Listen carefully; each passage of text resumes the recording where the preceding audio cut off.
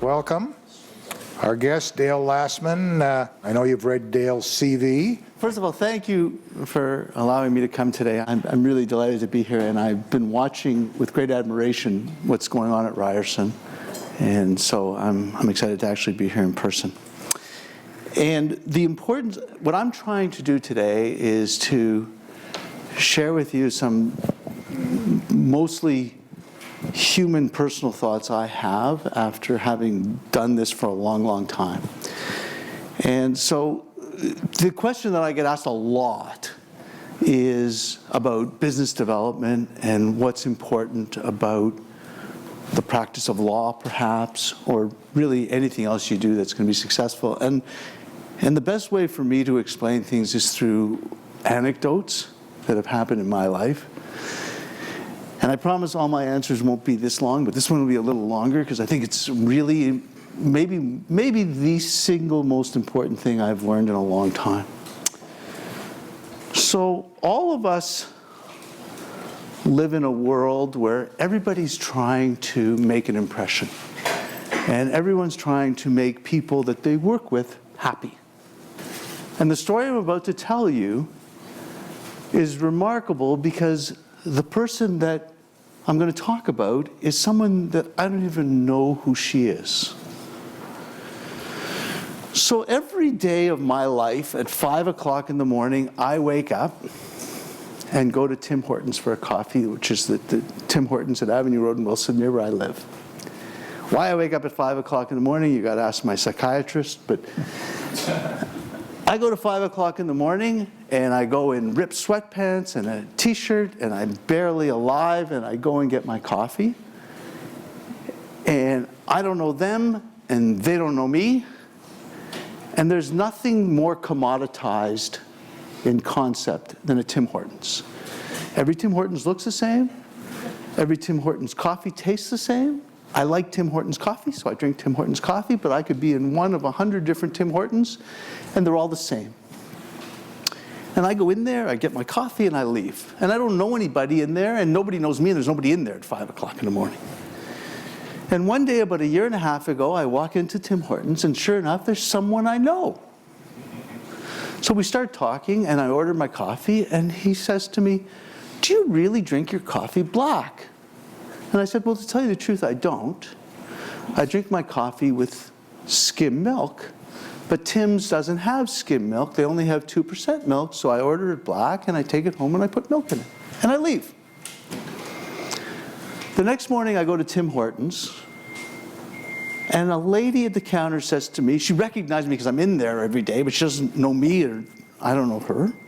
And she says, "Excuse me, sir, I hope it's okay, but some other lady overheard your conversation yesterday, and we know you come in every day, so we bought you some skim milk."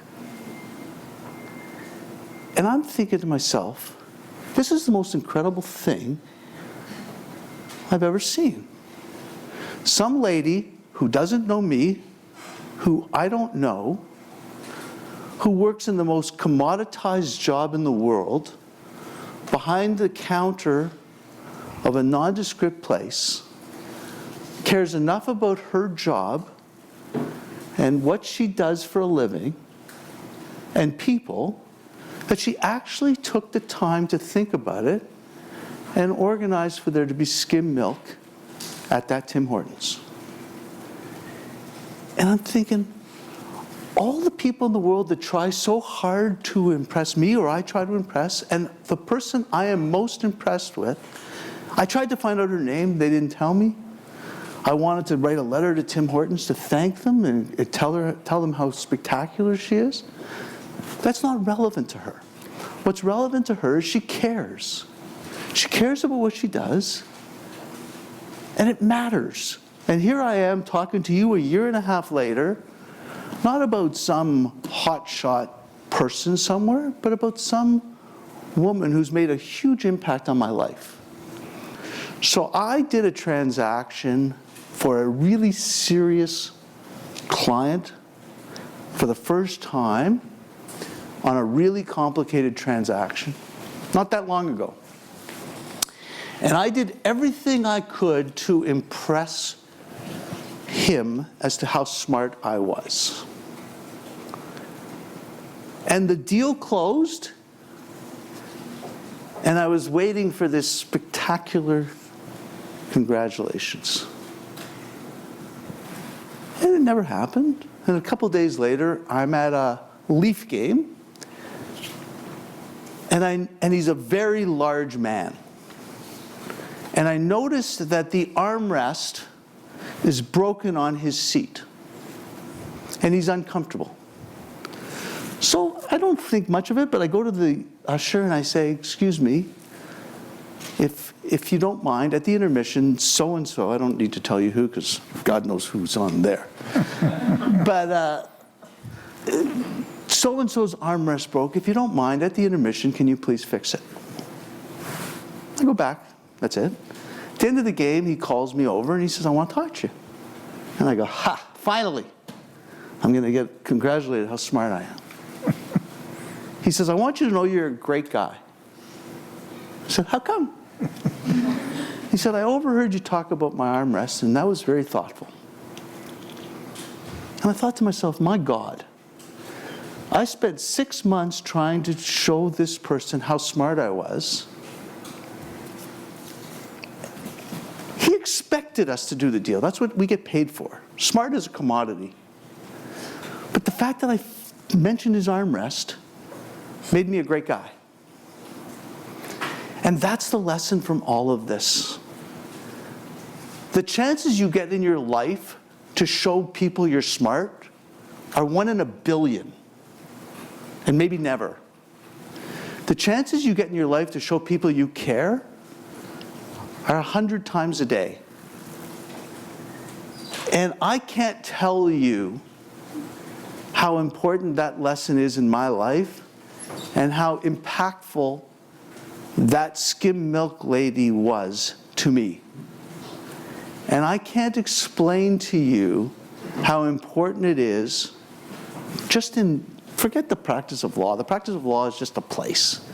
In everything you do in your life, if you care and you're thoughtful and you really respect people and you understand, then you're going to make a difference. And I promise you, we live in a world where everybody wants to commoditize all of us. Whether it's AI or robots or technology, there is a huge trend towards commoditization of people. And people worry all the time that they're going to be replaced by machines. And if we behave like machines, then we ought to be replaced by machines, because machines will make less mistakes than we do. But if we add care and passion to whatever we do, we're never going to be commoditized, and we're never going to be replaced by robots. And I promise you, there's nothing you can do to stand out more, and that's all business development is, than to stand out as a person and rely on being thoughtful and caring and passionate about what you do. So, within the last 10 years, corporate social responsibility has become a topic in most companies. Consumers are becoming increasingly concerned with how their favorite companies are trying to better the world around them. In fact, 84% of consumers say they actively seek out responsible products, and 81% say that one of the largest barriers to not purchasing responsible products is availability. You often provide counsel in relation to public offerings, mergers, acquisitions, and business restructuring. Do you think CSR has a role to play in these business transactions? And do you think companies should start focusing more on CSR initiatives rather than philanthropy? Thanks, Julia. So you're going to get a common theme from me, and I apologize for it. And maybe it's going to sound like a master of the obvious, but I do really have this common theme that I just believe. So in my world, life is never a transaction. Life is not you give to immediately get. And if you live in that world, sooner or later, you will be outed as a fraud. So you don't always have to, there's no quid pro quo all the time.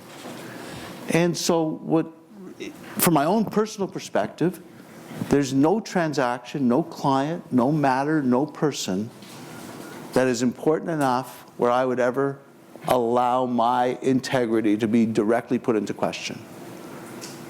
And so if corporate responsibility means doing the right thing, then certainly as a human, that's all I will do, deliberately. And I will never allow myself, or hopefully anybody else, to compromise their integrity to do a transaction. And I don't view companies as anything else.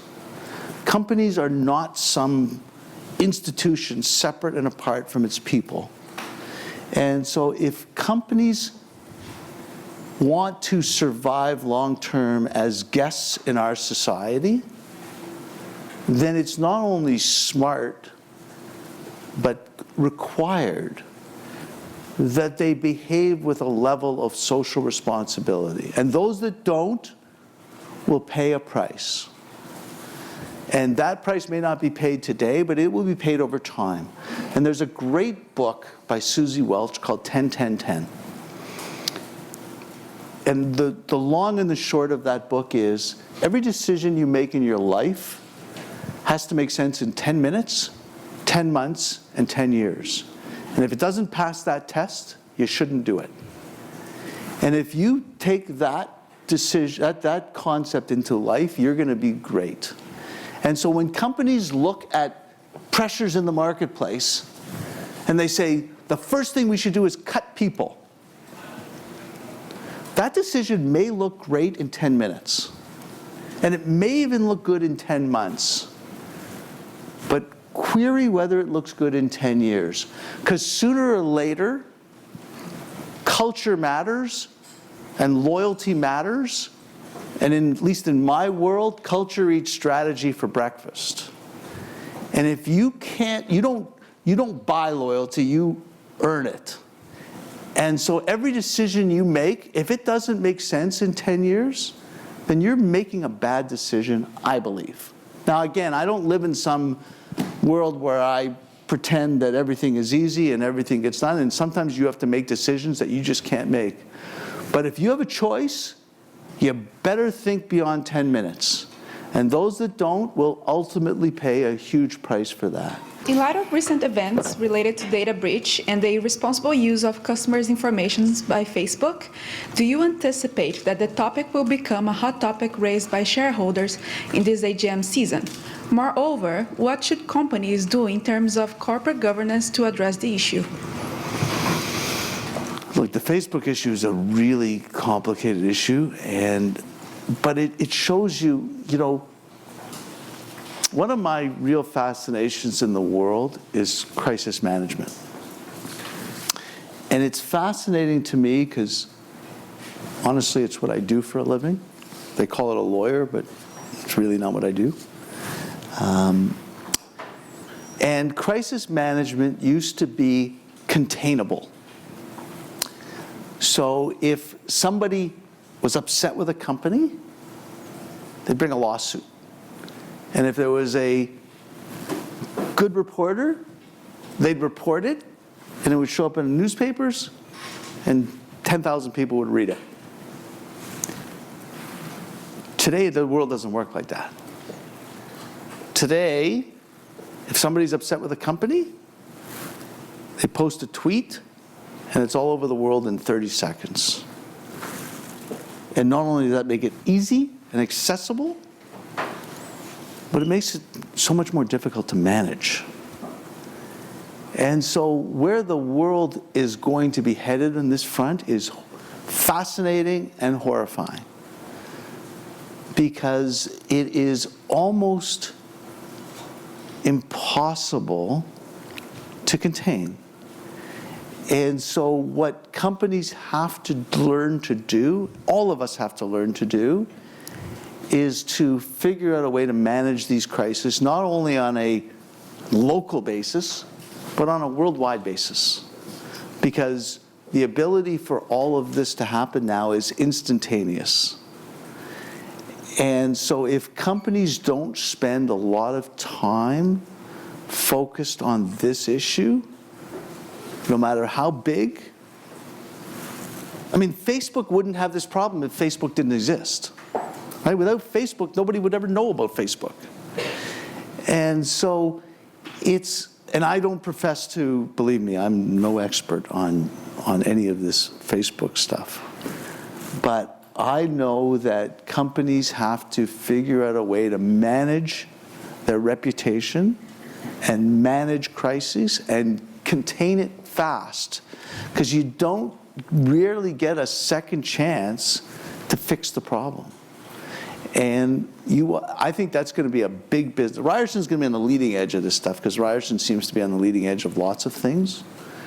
But I will not be surprised to see this whole marriage of smart people that want to help deal with crisis marry social responsibility people, marry World Wide Web people in a way that tackles the problem, tackles the solution the same way the problem is created. Because right now, the problem is created on a worldwide basis and the solution is local.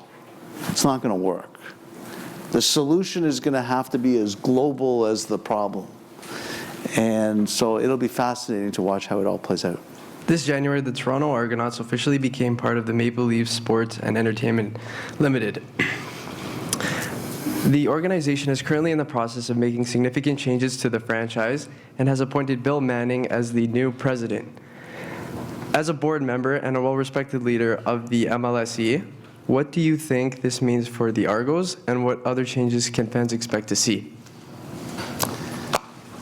So the Toronto Argonauts is a fascinating concept for me because when I grew up, they were really important and really relevant in this marketplace for my demographic when I was a kid. So I would go to every Argo game and I would live and die by the Argos the same way I lived and died by the Leafs. Raptors didn't exist. And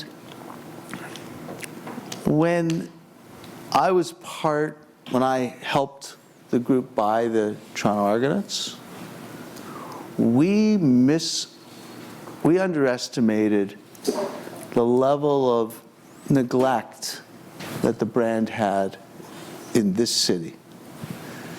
So the CFL is a very relevant brand in lots of cities in Canada.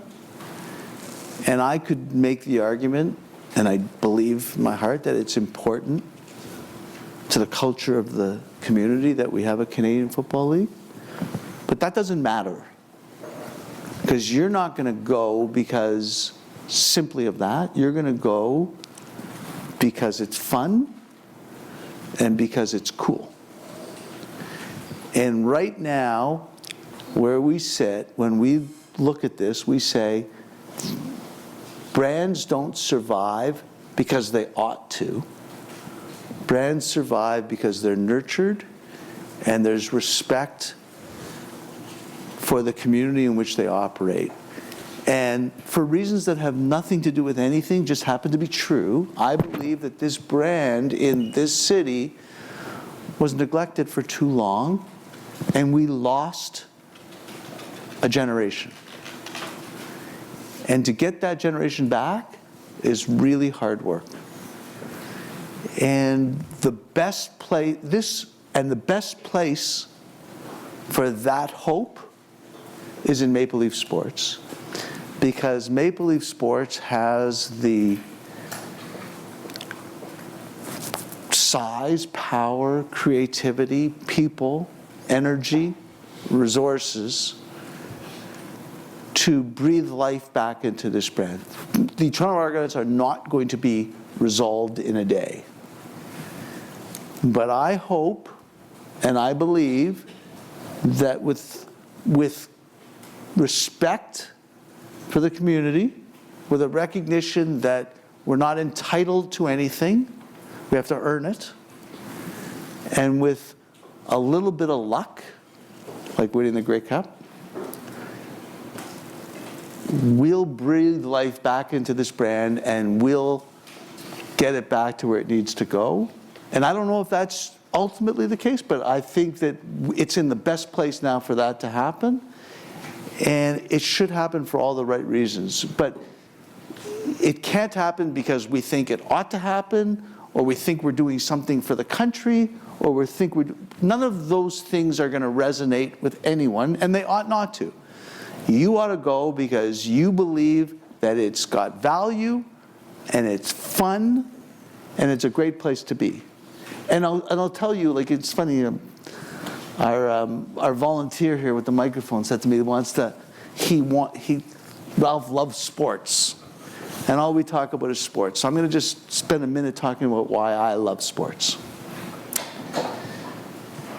When I was a kid, I lived and died by every Leaf game. And when they won, I was happy, and when they lost, I cried. And it's such a huge part of my life, I can't explain it. And then I became 18, 19, 20, 25. And I started saying to myself, what does this matter? Why do I care? None of these people are even from Toronto. Why do I care? And to tell you the truth, I started to lose some interest. And then 3 things happened in my life that turned the corner for me. Number 1, I had kids. And as my kids got older, I realized they don't really want to do a lot of things with me. But they like going to Leaf games, and so I liked that. So I went to Leaf games because that was something they'd want to do. Like I said, you guys want to go for dinner? No. But my boys want to go with me to the hockey game. So that's really important to me. The reason you go to movies, you don't think the movies are real, but you suspend your disbelief and you have a great time. It's almost the opposite of a magician, right? When you go to see a magician, you don't allow yourself to suspend your disbelief. You spend all your time trying to figure out how she or he did it. How stupid is that? Nobody thinks it's magic. Just enjoy it. Don't question it. Just embrace it. And that's what is really the power of sports or arts or theater or whatever else it is. It's the ability to take moments and make people happy. And that's the power of it. And that's what I hope it happens with the Toronto Argonauts, and that's what I hope happens with sports. And that's way more important than whether they win the cup or they don't. And believe me, I want them to win the cup real bad. But that is really the power of this, and it means a lot. It means a lot. Hi, Mr. Lastman. Hi. So, as someone who has significant experience in the area of securities law, you undoubtedly have great knowledge of the regulatory and legal obligations businesses have in this area. However, equity crowdfunding is emerging in Ontario as an alternative method that businesses can use to raise capital, and in doing so, businesses can streamline the regulatory obligations. This can be useful in many ways, but can also increase the risks for investors getting involved in equity crowdfunding. Given your extensive knowledge, do you think that equity crowdfunding should be regulated in a more stringent manner? And if so, what sorts of regulations do you think are appropriate? So I'm going to preface my comments by telling you that I know barely nothing about equity funding or crowdfunding. I talk about it a lot. People talk about it a lot because people talk about it a lot, but I am the furthest thing from an expert on this. But I've seen these cycles lots of times, and I know we talked about cryptocurrencies too, and it's the same kind of concept to me. I don't think this is going to end happy. I don't think... I'll give you a great example that'll get me there. So when companies want to raise money from the public, generally under securities law, they have to prepare this comprehensive disclosure document known as a prospectus. And that document is designed to tell you everything you want to know about the company that you haven't asked. And so it gives you what they call full, true, and plain disclosure of all material facts. And it costs $1 million to go public. And then you've got ongoing disclosure obligations, and you got to hire investor analysts and PR people. So for the average company, it makes no sense. First of all, there's lots of reasons not to be a public company. And secondly, it's wildly expensive, so we've basically cut out most of the world in terms of their ability to do it. So the regulators came up with this concept of saying, let's create certain exemptions from this that allow companies to raise money from people like you without going to the time, trouble, and expense of preparing a prospectus. And they called these so-called private placement exemptions, which allow for the sale of securities to you without the prospectus. And there's always this tension between investor protection, which is critical to them, because in order for people to participate in the capital markets, in the public markets, you've got to trust it. And so there's investor protection, which says tell them everything, and making the market work, which is don't make it so prohibitively expensive that basically you knock out the world. So they came out with this exemption that said, if you want to raise, I'm going to give you a number because it's different in different provinces, $50,000 from people, we'll let you do that as long as they each spend $50,000. So you don't have to build this $1 million prospectus, and you don't have to have all this continuous disclosure, but you got to go to investors that are going to spend $50,000. And that represented their tension between investor protection, because they said if somebody's going to spend $50,000, they're going to go to the time, trouble, and expense of protecting themselves. It's not like $2. And a market that works, because presumably we can find people that raise $50,000. So what happens is the legislation then forgets what they're doing. And somebody does a bad deal, and the equity markets get put into disrepute, and the legislators go crazy.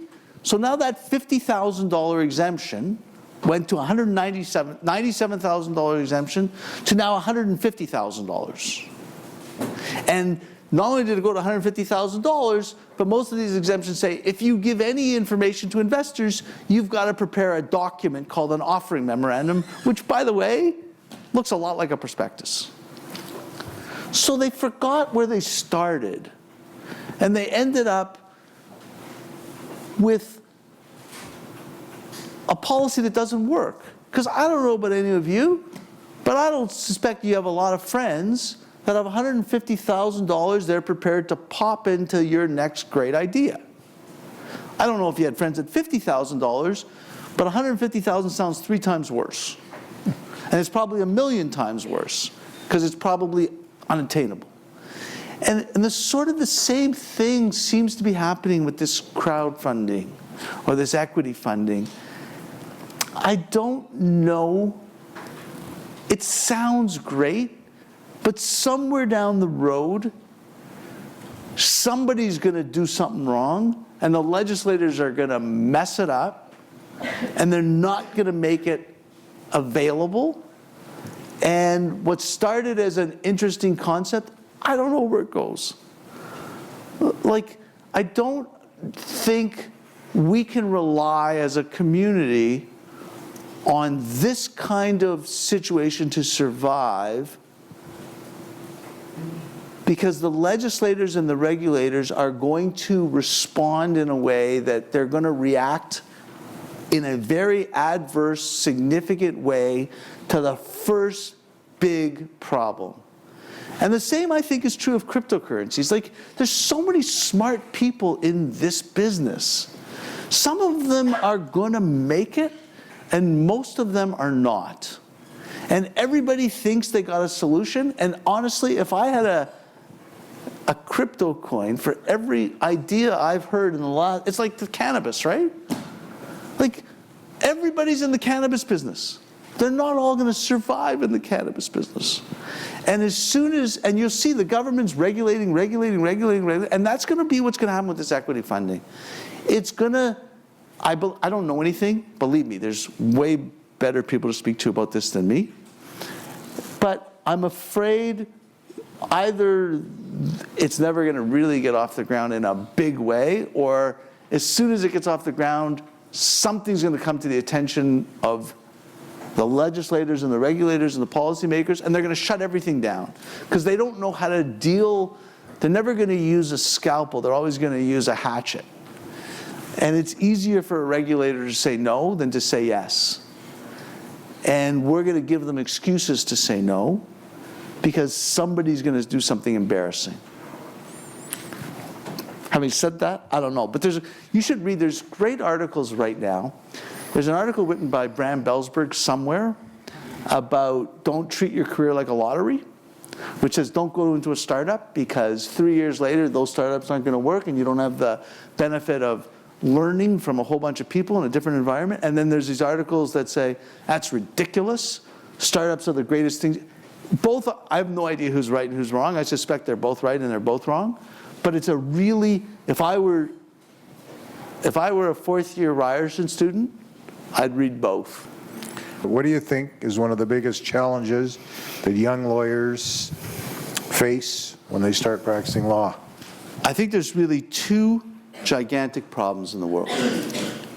One is everybody wants to get to what or how without knowing why. And why is everything. What and how are interesting but not relevant. And to share with you why I started teaching the securities course at Osgood when I was a first-year lawyer at Goodmans. And the reason for that is because I spent a year practicing securities law, and I was a fraud. And by the way, the legal profession and my law firm are filled with so-called frauds. Because all of us have made millions and millions of dollars for people doing what or how, but I had no idea why. So I was doing this transaction, and it was fine. I had precedents, and I had people to talk to, and I put them together, and it closed, and everything was fine.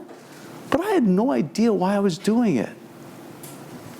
And I know myself well enough to know that I'm not intellectually curious enough to sit down with the Securities Act and figure out why. Like, I don't love the law, right? The law is the vehicle I use to help people get where they want to go, but you may find this hard to believe, but I'm not fascinated by Ontario reports. And so I realized that the only way I was going to force myself to learn it was through fear. So I asked if I could teach the securities course at Osgood, and I knew that if I went before 105 law students and I didn't know what I was talking about, they'd out me, and that would horrify me. So I was fortunate enough to get the teaching job, which I still have 30 years later. And what I did was I spent hours and hours and hours before my course each week preparing it, and then, God bless her, reading it to my wife, who is not a lawyer, and making sure she understood every word of what I said. Because, by the way, you don't have to be a lawyer to know law. And if she didn't understand it, it wasn't that she wasn't smart or she wasn't trained, it was I wasn't communicating it properly. And that forced me to learn it. And what that also forced me to do is to ask why every single time. Why is way harder than how or what. It's intellectually more challenging, but everything you do in your life won't matter if you don't ask yourself why. Mr. Lastman, Ryerson University's bid for its own law school has been the subject of much heated debate. As an adjunct professor at Osgood Hall, a distinguished visiting fellow at Ryerson's LPP, and a prominent figure in Canadian business, I believe you're uniquely positioned to offer the class insights on what you make of Ryerson's ambitions. Are there reasons you believe Ryerson will succeed, and do you foresee any challenges Ryerson must overcome in order to establish a law school which will prepare lawyers for the future of the profession? What's going to change the world is people challenging the status quo and doing things differently and allowing young people to change it. Every good idea I've ever had come out of my law firm didn't come from some brain trust at the partnership level. It came from young people. Casual Fridays was so ridiculous to old people and so smart to young people, and now is so much a part of the fabric of our community. But every good idea is going to come from you. And I look at Ryerson as saying, we will not accept the status quo. We're going to do things differently. We're going to challenge people to be better and to be different. And not to be different, but to be different because you're not afraid to be different. And what they did with dealing with the articling program, which is they provided an alternative to, like, you know, it's really great that these law firms, all of us say, we'll hire this many articling students, and the government allows universities to have this many lawyers. But then they say you have to article, and they don't provide a vehicle for the vast majority of people to article. And if you look at what we worry about the top 2% of the class that we don't have to worry about. Their biggest problem is which of 4 jobs they're going to get. They don't worry about the 90% of the people, or the 80%, or 70, whatever it is, of people that really need help. Ryerson provided that help in a significant way. This course and this school is going to change things. And if they get a law school, it will be different than the other law schools. And that's important. It's really important. Because to the extent we all look, think, and talk and act the same, it's not good. In one of our readings, it gave us insight on how 5 jurisdictions across the world administer insider trading and market manipulation. Are you satisfied with the way that Ontario specifically goes about addressing market manipulation and insider trading? Okay, so let me tell you what I think about this. Insider trading laws basically say this: if you have information that you learned from somebody that knew something, and you knew or ought to have known they knew it, then you can't trade, because that gives you an advantage over everyone else in the world. So anyone that didn't watch last night's hockey game, who wants to bet me on the result, I'm happy to talk. That makes no sense. And so the theory is, critical to the success of our country, and the world, to be honest, is the ability for companies to raise money from you.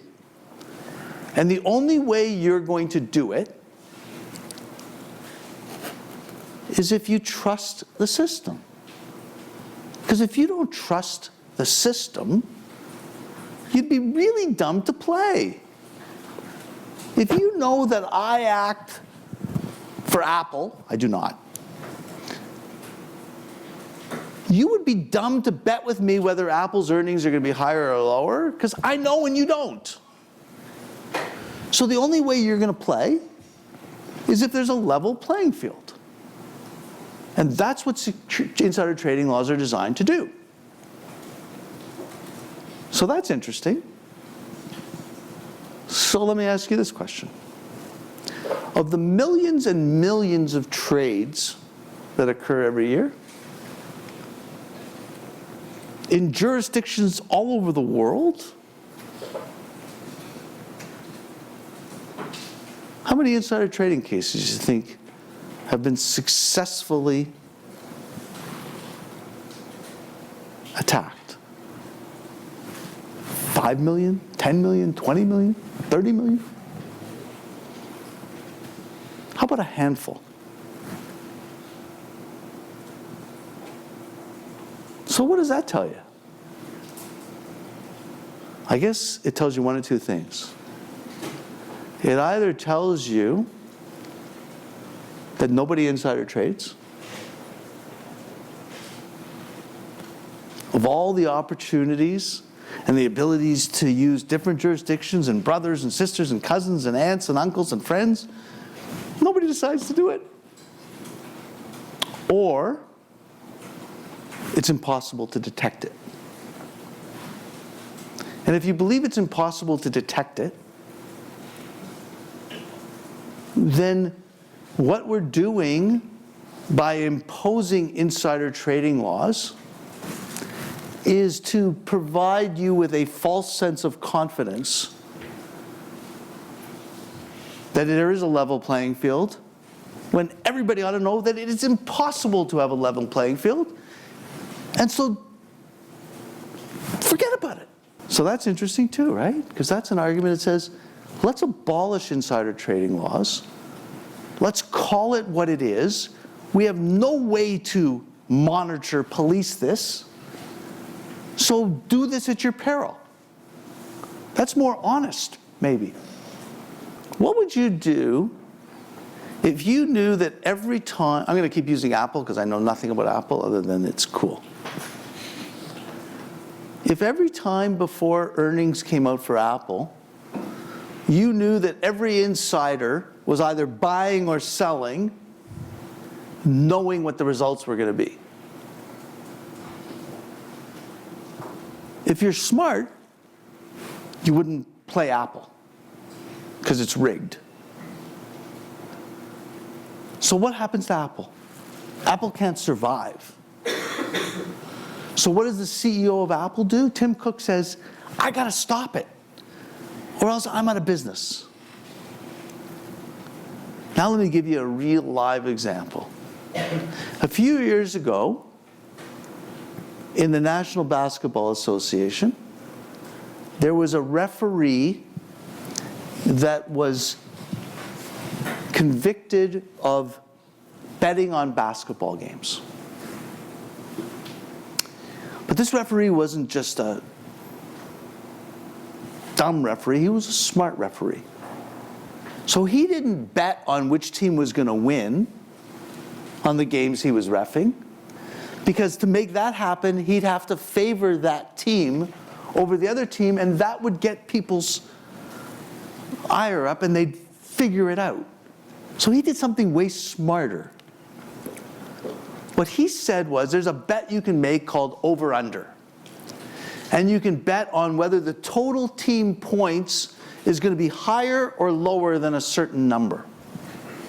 And he figured out that if he calls more fouls on both teams, there'll be more points in the game. And if he calls less fouls on both teams, there'll be less points in the game. And therefore, it's way more invisible. Because he's not favoring a team. It's like when they talk about baseball and an umpire strike zone, they say it's consistently good or consistently bad, but it doesn't matter as long as it's consistent. So this ref didn't get people's attention so fast because he was basically treating both teams the same. Fortunately, they caught him. They called the police. The police came in, they arrested him. To the police, this is just another criminal. Like, if your car is broken into, call the police. They don't really care. There's 1,000 cars broken into a day. They deal with it. There's another guy who's a crook. So they arrested him. What did the NBA do? The NBA launched a massive investigation. They spent an incredible amount of money trying to make sure this never happens again. Because to the police, this is just another criminal. To the NBA, this is their survival. If people don't believe the games are fair, they're not going to want to watch. And so the NBA went to extraordinary lengths to protect its integrity by making sure to the greatest extent they could this could never happen. And that's exactly the same as insider trading. If companies believe that their very existence is at risk, they will take whatever steps they need to take to protect the integrity of their company. And of course there'll be rogue companies, and of course there'll be insider trading, but don't make perfect the evil of good. Because it's not as if there's not insider trading today. So you can't compare it to perfect. You compare it to what exists today. And I got to tell you, I have no idea which one I agree with. But the point of my story is you need to challenge the status quo. You can't accept that somebody else who sounds like they know what they're talking about, know what they're talking about. Because I promise you they don't. And if they do, and you don't think it's right, you have every right and legitimacy to say, I don't think it's right. And I bet you you're right. So I don't know if we should have insider trading laws the way they exist. And I don't know if we shouldn't. I happen to think the system we have is better than the one we don't. And I do believe that it is a deterrent to insider trading, and I think that we have reasonable protections. We don't have the resources to really deal with it completely, but I do think it works. But more important than that, if I just said to you get rid of insider trading laws, you'd say, that's ridiculous at first blush. But I hope when you hear the NBA story, you say, maybe that's not ridiculous. Maybe what's ridiculous is what we're doing now. And again, this isn't about insider trading to me. It's about everything. It's about cryptocurrency. It's about crowdfunding. It's about how do you get into law school. It's about why do we care? How do we deal with so many issues in the world? So many of you will just assume, maybe not you, I really do believe that this world, you guys are going to change the world in a really, really significant way. But so many people in my world just accepted it, that it's right. And so much of it is wrong. And so much of social media has exposed it to be wrong. And so that's really my message is don't think any of us know what we're talking about. Honest to God, we don't. And don't be afraid to challenge it and question it and force change, because you take a look at the world. Like, I don't get into all the politics of this stuff, but what these high school kids are doing is incredible. And I don't know if they're politically motivated or they're being funded. Like, I don't really understand it. But I know the ones that are speaking from their hearts are so incredible that maybe they will change the world. And they have a way better chance because they're talking in ways that I would never have talked. I stayed inside my comfort zone where it was safe and protected, and I didn't do myself or anybody else any favors by doing that. And so that's my really big message. I want to, on behalf of Ryerson, thank my friend Dale. This is a spectacular class. Thank you. And here's a little gift.